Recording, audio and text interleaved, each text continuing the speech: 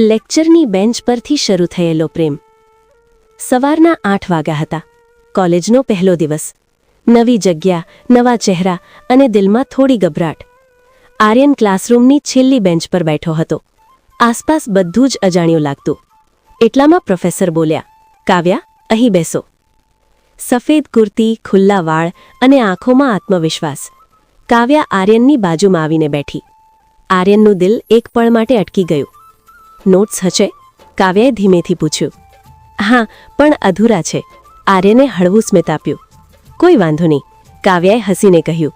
કોલેજમાં બધું પરફેક્ટ હોય તો મજા ક્યાંથી આવે? એ હાસ્ય આર્યન માટે ખાસ બની ગયું. દિવસો પસાર થતા ગયા. નોટ્સ શેર થવા લાગ્યા. કેન્ટીનની ચા, અસાઇનમેન્ટની ફરિયાદો, બધું સાથે. કાવ્યા ખુલ્લા દિલની હતી, જ્યારે આર્યન થોડો શાંત અને અંદરખાને વિચારતો. એક દિવસ કેન્ટીનમાં કાવ્યાએ પૂછ્યું, આર્યન, તને ક્યારેય પ્રેમ થયો છે? આર્યન થોડો અચકાયો. ના, તને?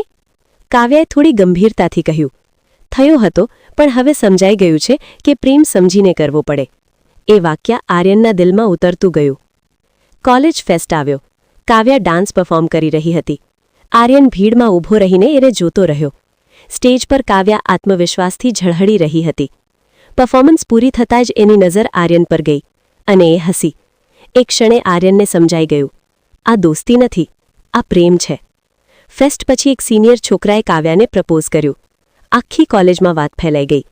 આર્યન બહારથી સામાન્ય રહ્યો, પણ અંદરથી તૂટી ગયો. કાવ્યાએ ધ્યાન આપ્યું. શું થયું છે? એણે પૂછ્યું. કંઈ નહીં, આર્યને ખોટું સ્મિત આપ્યું. પણ કાવ્યા સમજી ગઈ. મૌન ઘણી વખત સત્ય બોલે છે. સાંજનો સમય હતો. કોલેજનું મેદાન લગભગ ખાલી. કાવ્યાએ કહ્યું, આર્યન, મેં એને ના પાડી દીધી. આર્યન ચોંકી ગયો. કારણ કે કાવ્યાએ એની આંખોમાં જોઈને કહ્યું, મને કોઈ એવો જોઈએ છે જે શાંત હોય પણ સાચો હોય. આર્યન હવે રોકી ન શક્યો. હું તને પ્રેમ કરું છું કાવ્યા, શરૂઆતથી. કાવ્યાએ હાથ આગળ વધારીને આર્યનનો હાથ પકડી લીધો. તો પછી આટલા દિવસો સુધી શાંત કેમ રહ્યો? પછીના દિવસો રંગીન બની ગયા. સાથેના લેક્ચર, બંક કરેલી ક્લાસ, લાઇબ્રેરીની શાંતિ, વરસાદમાં બાઇક રાઇડ્સ. સમસ્યાઓ પણ આવી. કરિયર, પરિવાર, બટ બંનેએ એકબીજાનો હાથ ક્યારેય છોડ્યો નહીં. કોલેજના છેલ્લે દિવસે કાવ્યાએ કહ્યું, કોલેજ પૂરી થશે, પણ આપણો પ્રેમ નહીં. આર્યને સ્મિત કરીને જવાબ આપ્યો, ડિગ્રી કાગળ છે, તું મારી જિંદગી. અંત નહીં, શરૂઆત.